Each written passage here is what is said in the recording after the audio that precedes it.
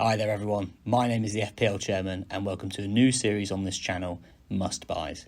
In this series, I'll be sharing with you my top picks to put into your team for the next game week.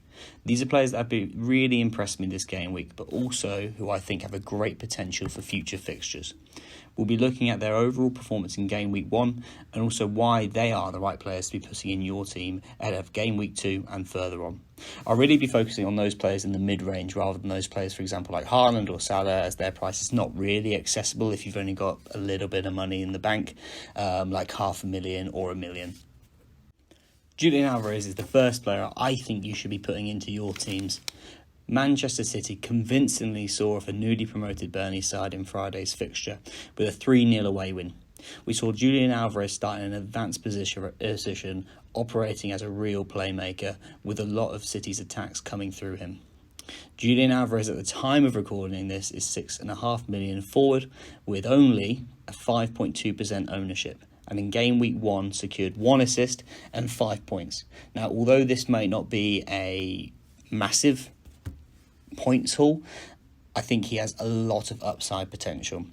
With Kevin De Bruyne coming off injured in the first half, I can really see Julian Alvarez becoming a real focal point for Manchester City and really getting in the minutes that would have previously have put many FPL managers off from getting him, because we don't know yet when KDB is coming back, but given the 90 minutes or so, I think it was 90 minutes or might have been less, that he played, he was on everything. He was on set pieces, which is a massive bonus as we know how strong Manchester City are at converting one-touch chances. I mean, you saw this in the first half with Haaland. 2 opportunities in the first half, 2 goals, all from one-touches. And that's a skill and asset that many of the City players, including Julian Alvarez, has. As at the end of the day, he is a forward who played in that same position for Argentina as well. During the game, he created 6 chances and had, in terms of expected goals, 0.035 and expected assists 0.037. Although those numbers are not widely impressive versus the rest of the players in the Prem from game week 1, to get those numbers in a City side with so much attacking threat for me is impressive. City's next 3 fixtures are also quite appealing. Newcastle at home will be a tough test. However, Sheffield United and Fulham following that should be straightforward games for City and can allow Alvarez to really shine. So for me, he's a player that if you have got potentially a premium option for your striker position, like an Ollie Watkins, for me, he's someone that you can move to right now to free up $1.5 million or extra cash if you have, for example, like Nicholas Jackson, free up extra cash that you can then invest somewhere else. I think one thing we saw from the game week 1 fixtures is that clean sheets are perhaps going to be quite hard to come by this season. Obviously, we've got an increase in terms of gameplay minutes, but also we saw very little clean sheets across the board. Obviously, Crystal Palace picked up 1 as well, Fulham as well. But these clean sheets, I think, for this season are going to be hard to come by. So being able to invest that money into places like the midfield, for example, or into forwards, given how stacked also the midfield is, for example, with so many 8 or 9 million options, I think that's going to be a much safer bet than investing the majority of your money into the defence. Again, probably not going to do his name any justice versus his performance that he put in against Luton, but Estupiñán is my next must-buy for game week 2. Brighton turned out a strong but also expected performance against Luton with a 4-1 win at home where they looked very dominant, very attacking. It was a shame, obviously, that Brighton couldn't hold on for the clean sheet points. However, Estupiñán, he turned in 7 points with 1 assist and netting 3 bonus points. Obviously, for a defender and even attacking defender to pick up the bonus points along with the assist, that's a great haul. If he had got that clean sheet, that then takes him into double digits, which has been a standout performance. Brighton did look solid, which is a great sign for clean sheets to come, but obviously we need to bear in mind, like I said previously, I think those are going to be much harder to come by this season unless you're a top team with a massive solid defence that you can rotate off the bench as well. He also operated very high up the pitch, regularly getting into the final third. He created, similar to Julian Alvarez, 6 chances during the game. and he also had a successful 13 final third passes.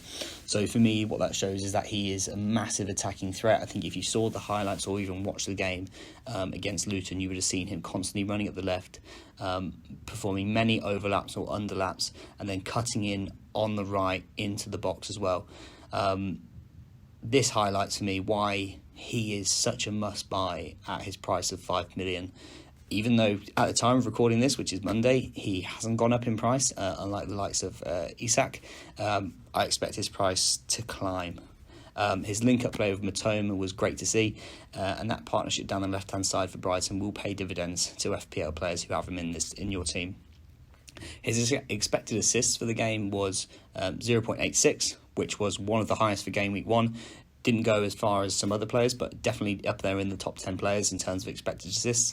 And his attacking threat going so far up the pitch really highlighted why he is so dangerous, and that going forward he will definitely be producing many points for Brighton and for FPL players that have him in his team.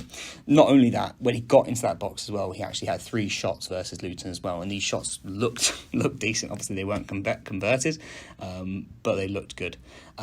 Brighton have decent fixtures going forward: Wolves away, West Ham at home, and then a tough fixture against Newcastle at home.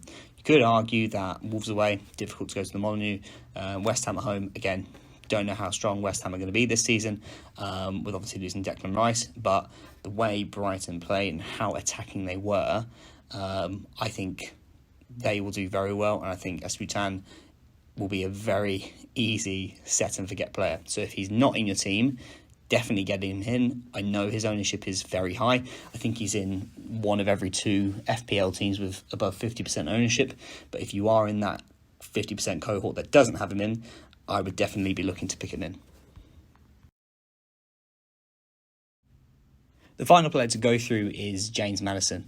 He was the playmaker for Spurs at the weekend. A great free kick got him his first assist, and although lucky, he got the second assist of the game as well. I think from memory, when I look back at the game, it was I think he was even in the motion of like falling down or something very similar to that. That playmaker role that Maddison is so far operating for Spurs makes him a great choice going forward. I really think he is going to be the end of the pipeline in terms of the attack, feeding in the likes of Richarlison, feeding in the likes of Son as well, who obviously didn't register goals or assists during the first game week 1, but we know how talented those 2 players are, and when they're in form they can be massive threats. He got 9 points at the weekend, and for 7.5 million at the time of the recording, he looks a great mid-range midfielder for FPL teams. He's still quite under the radar, as he is less than in 12% of FPL teams. For me, he is someone who is that ownership is definitely going to climb 100%. That will be very dependent, obviously, on Spurs, and I think it was Romero and Royale who picked up the points. Obviously not where you'd be expecting the goals to be coming from, but I really think he is going to be a massive focal point going forward. He was on set pieces for Spurs, which can only benefit him going forward. And like the other 2 players, Julian Alvarez as well, he also created 6 chances. Operating high up the pitch for Spurs and against a good-looking outfit in terms of Brentford, Maddison was able to rack up an expected assists of 0.95, which is one of the top 5 of the game week for assists. Spurs have a really strong fixtures going forward, as you can see. Bournemouth, Burnley and even Manchester United are all fixtures where Maddison can get points. The telling thing will be to see how Spurs do continue to play without Harry Kane. Now, obviously, he's gone to Bayern Munich. But yeah, for me, similar to the other guys, if you don't have him in your team currently, I think he's someone who can definitely add value and points going forward. So there you have it, guys. My 3 must-buy players for Game Week 2. Let me know who you are transferring in for Game Week 2, or if you're holding yours for Game Week 3 and maybe doing 2 free transfers and maybe taking a hit. I'd be really interested to know. I'm up in the air at the moment. I've not had the best Game Week 1. I'll be sharing that in a coming video where we go through my Game Week 2 team and how my team performed for Game Week 1. And Game Week 1 by no means was an easy game week. So if you like the video, guys, give the video a like if you found it useful, and also subscribe to the channel for more content like this and more game weeks reveals and insights going forward. Cheers.